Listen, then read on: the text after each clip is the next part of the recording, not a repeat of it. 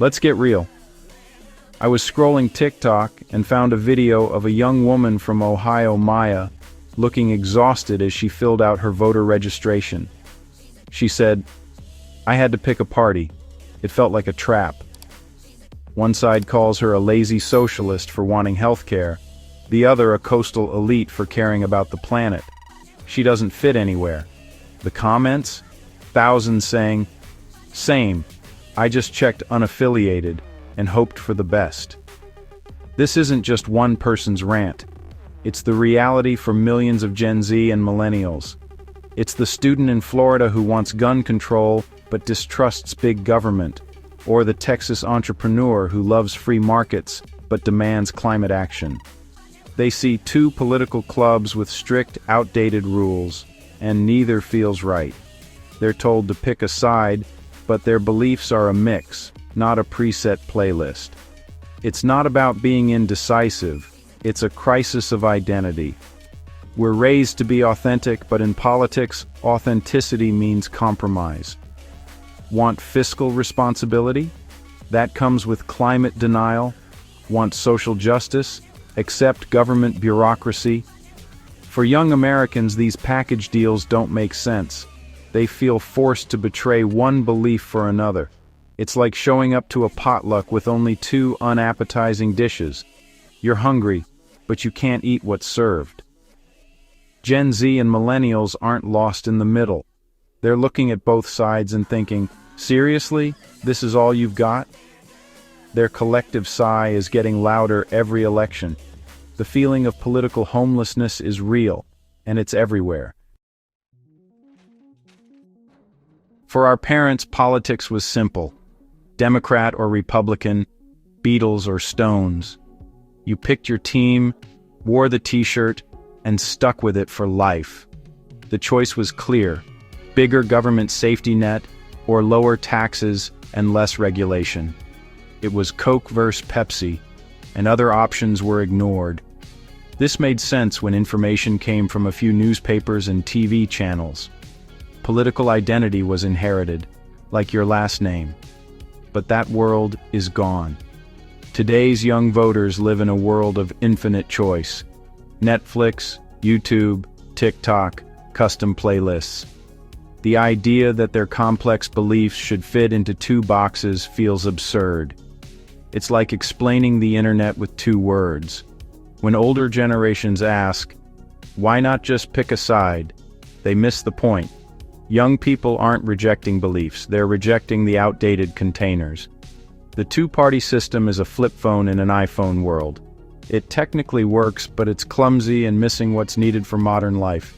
Young voters want a political smartphone, customizable, flexible, and connected to today's reality. This isn't just a vibe. The data backs it up. Polls show about half of millennials and Gen Zers now identify as independents. That's not fringe. That's mainstream. They're the largest, most diverse, and most educated generation, and they're ghosting the two major parties. While older generations stick to their teams, young people are opting out. They see party loyalty as a trap, a brand that doesn't represent them.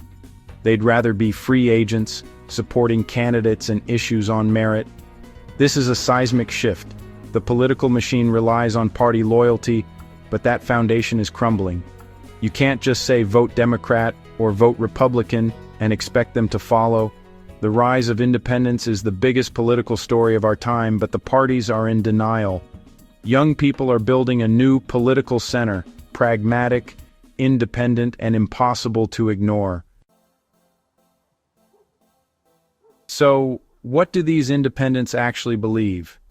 Their opinions don't fit neatly on a left-right spectrum.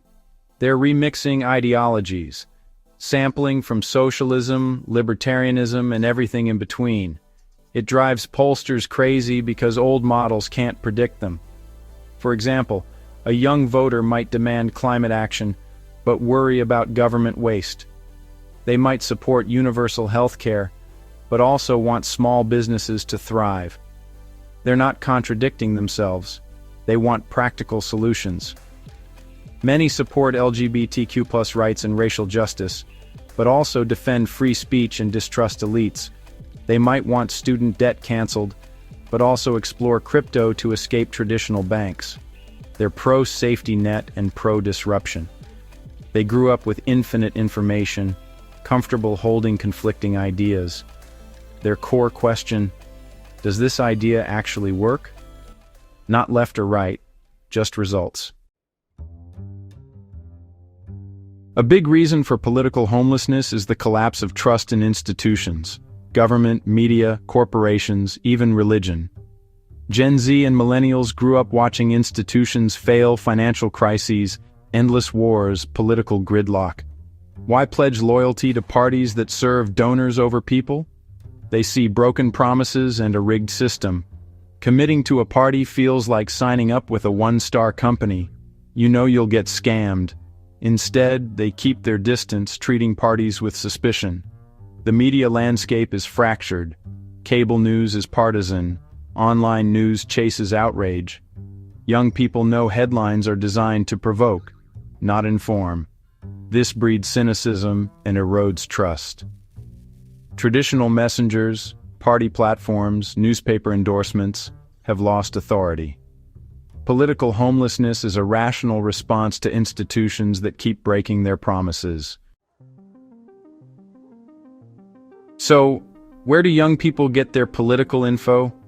From the supercomputer in their pocket, social media, TikTok, Instagram, and YouTube are the new public square. There are no gatekeepers. Information flows fast and chaotically. A 19-year-old with a ring light can influence more than a senator. The algorithm is their campaign manager, curating a feed of diverse perspectives. In one scroll, they see progressive, conservative, and nonpartisan takes. This constant exposure makes rigid partisan identity hard to maintain. Political identity is fluid. You can try on ideas without lifelong commitment. Influencers, not politicians, set the agenda. Viral videos shift conversations overnight. Of course, algorithms can create echo chambers and spread misinformation, but for most it broadens horizons and rewards nuance, leaving parties struggling to keep up. When young people identify as independent and mix their beliefs, it's not apathy, it's disappointment. They care deeply about climate, justice, debt, and mental health. They're protesting, organizing, and demanding change. Their political homelessness is a sign that the system isn't addressing their concerns. The parties are stuck in old battles while young people face new crises. They want a political home that fits today's challenges: gig work, climate crisis, unaffordable education and housing. They want dynamic, responsive politics, not outdated pamphlets. They're searching for leaders who speak their language and share their urgency. The big question: will the parties adapt, or will a new political force emerge? The future is unwritten, but one thing's clear. This generation won't wait forever. They're building power on their own terms. Whether inside or outside the old parties, a new political map is being drawn, one scroll at a time.